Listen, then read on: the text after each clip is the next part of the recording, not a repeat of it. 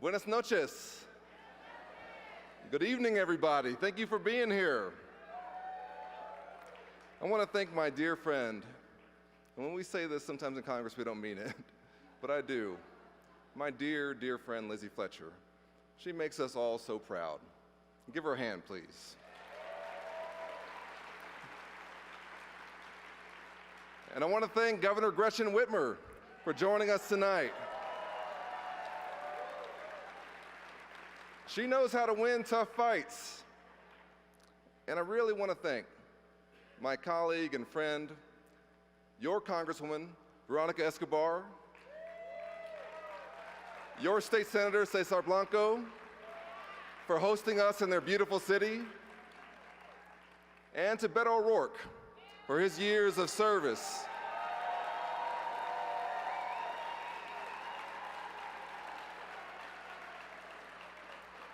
Now, we're good Democrats here, and we care about working folks, so I want to thank the staff here at the El Paso Convention Center for all of their hard work in making this weekend possible. It's with great honor and pride that on behalf of myself, my wife Allie, my two perfect, beautiful boys, Jordan and Cameron, my mom Judith, my Aunt Tess, and my Uncle Jim, and the generations of Texans that I'm descended from, that included slaves in East Texas, and a former governor, and James V. Allred, the 33rd governor of Texas. It's my honor to be your nominee for the United States Senate.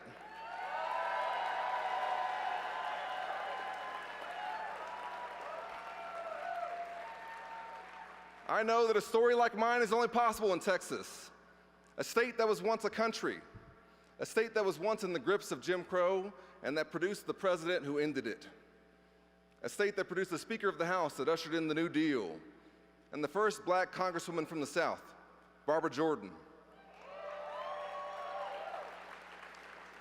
A state that Americans of every race, creed, faith, background, and identity call home. Only in this great state could the child of a single mother who taught in Texas public schools for 27 years, and we don't pay our teachers enough, only in this great state could someone who attended good public schools in Dallas, but who struggled at times growing up, but who always had a community to fall back on. Only in this state would I be where I am today. That's why I know that we're not who Ted Cruz says we are. Because if we were, and I really mean this, my story would not have been possible. It's because of the people of this state, the teachers and coaches who went above and beyond for me in Dallas, the opportunity that I was given at Baylor and Waco. It's because of the community that my mom and my aunt grew up in Brownsville, where my grandfather was a customs officer after serving the Navy in World War II. It's because of the folks who helped me make it in the NFL and go to law school and become a voting rights attorney. The folks, many of you in this room, who helped me beat a 22-year incumbent to get to Congress in 2018.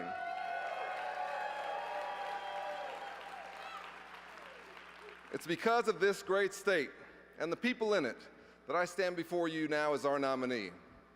And with God's grace and with your help, I will become the first African American to ever represent our great state in the United States Senate.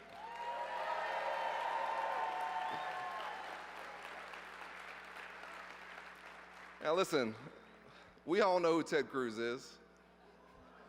He's the guy that you hope you don't get steak next to at a barbecue.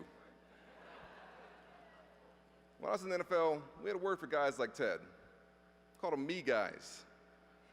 Me guys are always looking out for themselves first. On the football field, we learn to work together, put the team above self, to share credit.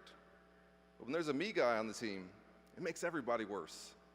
They care more about their own media attention than helping the team win.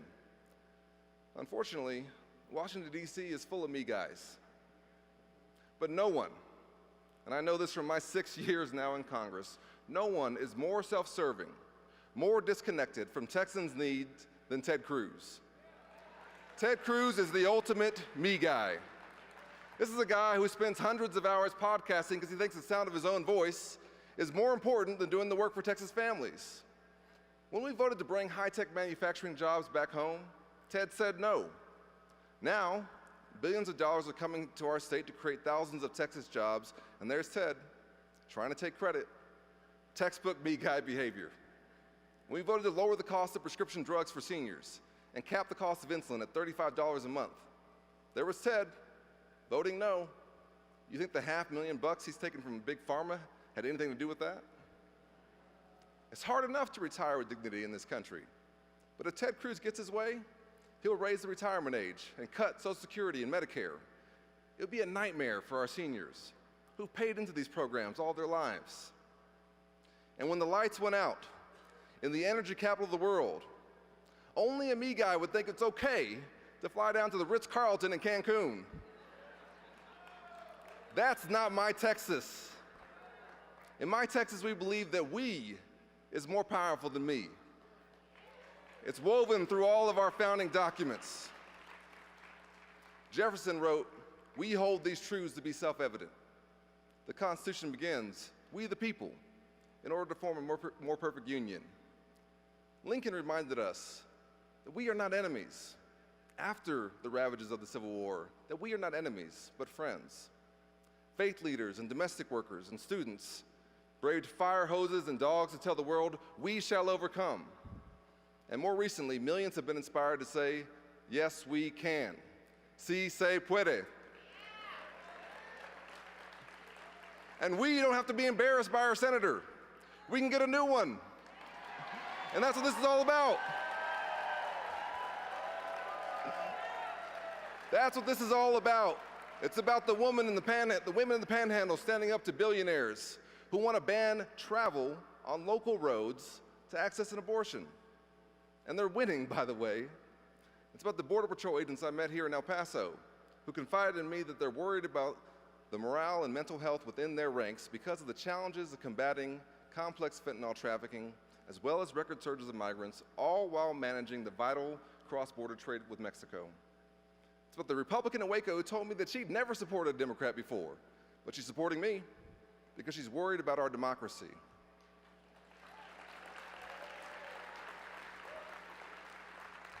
It's about the mom in Dallas, who I think about every single day, who despite battling terminal cancer, became an advocate for protecting other Texans' health care, while Ted Cruz was trying to take it away.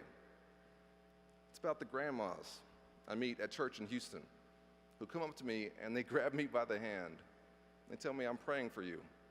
We need you." It's about the gun owners who I meet on the campaign trail who know about our proud heritage of gun ownership in this state, but also think that shouldn't prevent us from taking action to save lives and keep our kids safe.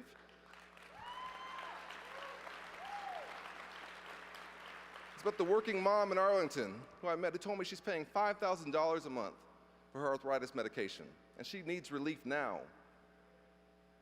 And it's about the mother of two who has a much wanted and much prayed for third pregnancy, and who gets the news that we all hope we don't get. The pregnancy's not viable.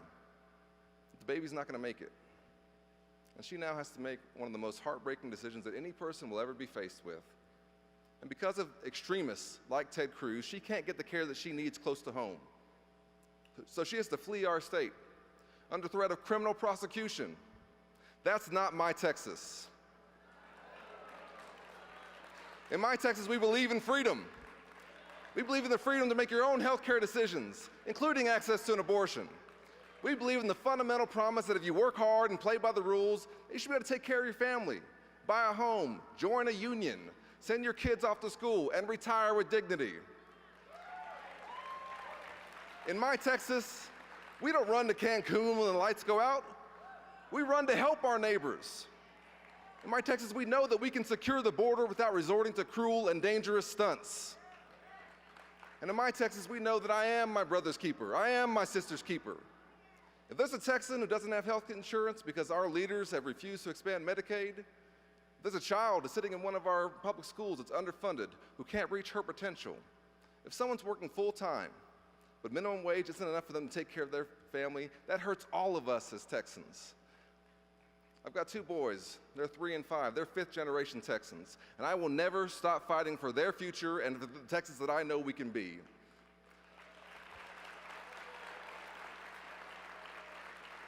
Now y'all know, I went to Baylor, I lived in Waco, I played in the NFL, where folks from all different backgrounds have to come together to work towards a common goal.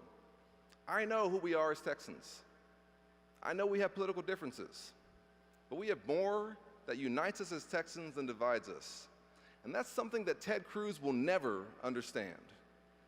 I've been named the most bipartisan member of the entire Texas congressional delegation. I'm proud of that. I've worked hard at it. I don't pursue bipartisanship, though, just for the sake of it. I do it because it's how you get things done. That's what Texans expect from their leaders, that you'll roll up your sleeves and get to work, just like they do every single day.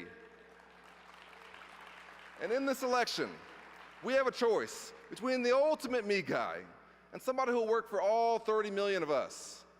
And together, we can restore freedom to Texas women and families. We can show the country and the world how to secure our border consistent with our values. We can show everyone that y'all really does mean all. And if they want to come for our freedoms, then they can come and take it. This November, we're going to shock the world. We're going to beat Ted Cruz. We're going to elect leaders like Michelle Vallejo to Congress. We're going to flip seats in the State House and the Senate, electing new leaders up and down the ballot, but we can't do it without you. So go to Allred.com and get involved. Thank you so much. Let's do it, Texas.